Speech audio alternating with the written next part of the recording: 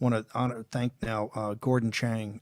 When the history of this time is written, there will be a voice, and that voice will be Gordon Chang, a true patriot that has been at the forefront of trying to expose how the Chinese Communist Party really operates. And Gordon, welcome so much and taking time away. I know you're incredibly busy to come onto the show, but I was thinking about you the other day as I was going through these Pew studies, Harvard Harris poll. I think actually the Center for Security Policy and the committee did some polling that shows that the shift in the American people's attitudes to the Chinese Communist Party has been pretty radical. I mean, now 2/3 of the country is pretty much united that they are a serious problem. 91% feel that if the Chinese Communist Party was basically the leading power in the world and not the United States, the world would be a much worse place. It's just in indice after indice. And quite frankly, this comes from the work, the laboring in the field that you and your fellow hawks have been doing. And so the question I have is, what has happened over the last couple of months that's really ripped the mask off the Chinese Communist Party? Well, there have been a number of things. One of them, of course, is the pandemic, the deaths in America, and China's reaction to all of that. I think American people are just sick and tired of elites telling them what to think about China.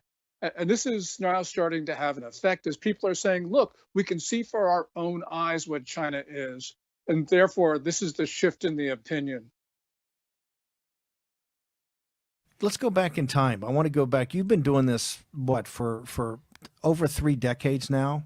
How did America go to sleep and what this threat was? Go back in time when you first started, because you've been in the wilderness for many, many years, right? A couple of lone voices out there saying, hey, this is a problem, and not just a problem, this is the problem.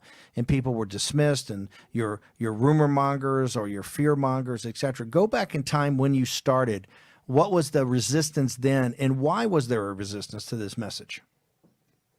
The most important thing is that the United States, first of all, needed an ally during the end of the Cold War.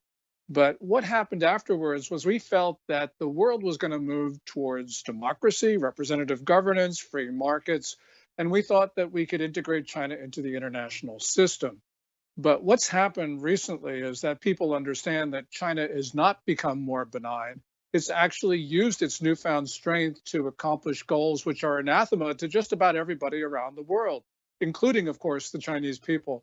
So people have now lost patience. And when we go forward, I think that people are going to understand that we need to stand firm on our principles. We need to support representative governance, and that China is an enemy of, as you say, Steve, it's an enemy of all humanity.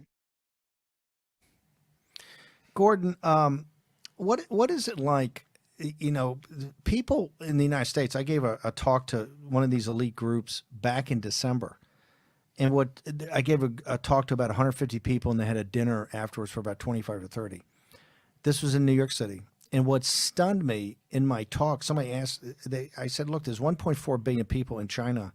There's only 90 million members of the Communist Party, and quite frankly, there's only a couple thousand that really matter, and it's really run by a small cadre that's a totalitarian dictatorship. This was news to at least 1/3 of the people in the room who were part of New York elites. They go, what are you talking about? Everybody there's a communist. How have we had such a basic lack of understanding as a great power of what this enemy is and what they do to their own people? I think part of it is because we mirror image. We think that other countries are just like us, that ruling groups in other countries just really want to become like America. So there's also a certain amount of self-deception because people are making money off of China. And so what they'll do is they'll say that China's moving in the right direction. China and the United States need to cooperate. You've heard all of these aphorisms, and clearly they're not correct.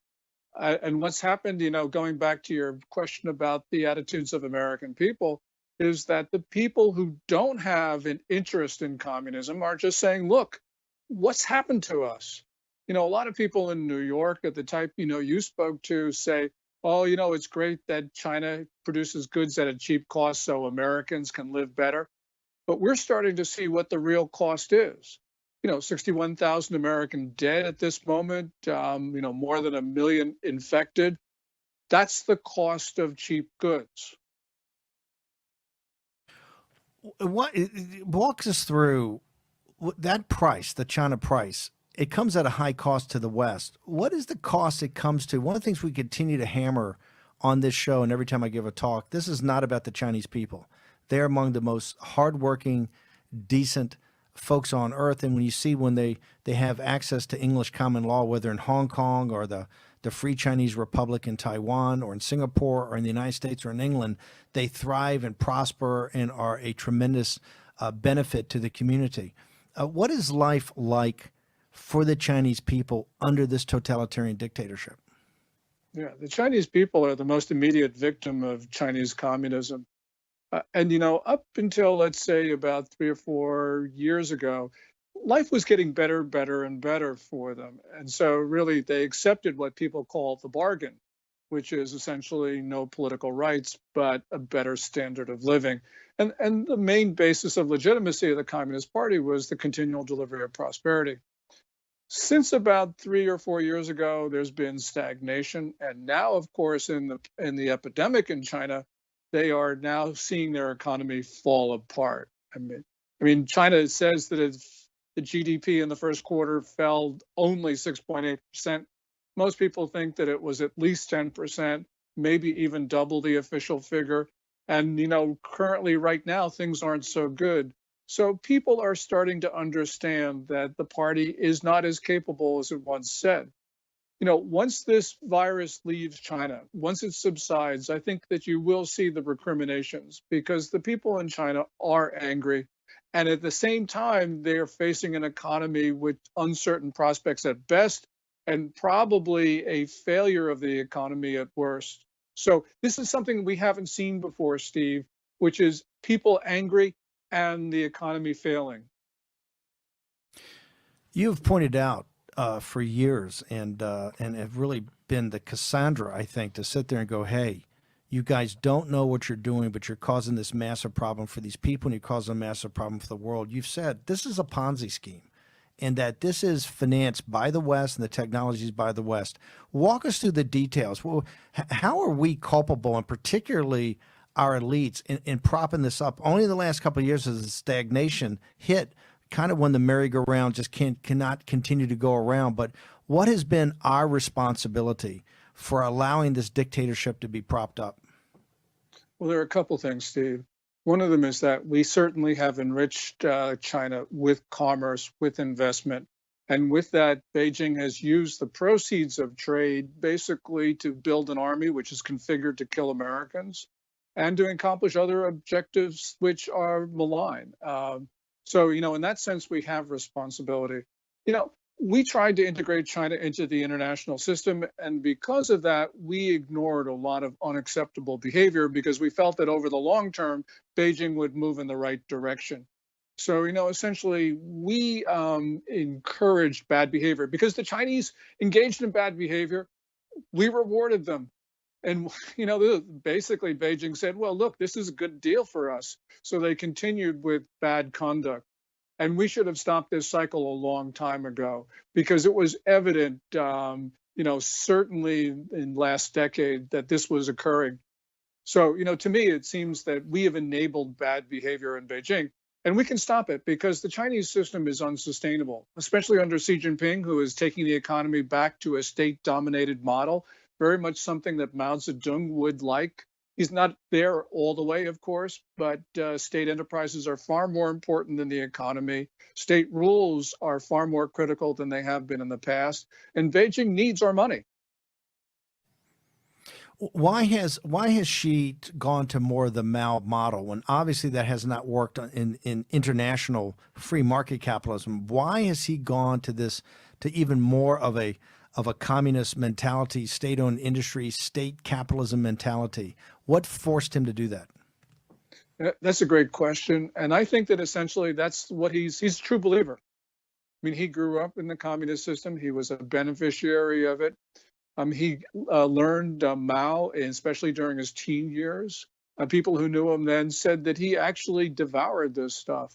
So I have to believe that this is a sincere belief on his part that he has to have absolute control of the Communist Party and the Communist Party has to have absolute control over society. What Xi Jinping has done is not only taken the worst aspects of Maoism, he's taken the worst aspects of China's imperial period, where Chinese emperors believed that they were the sole legitimate rulers over Tianxia, or all under heaven. In other words, they were the world's only legitimate rulers. So you put those two things together, this Tenchan mentality plus Maoism, and you get a toxic brew which Xi Jinping is trying to implement.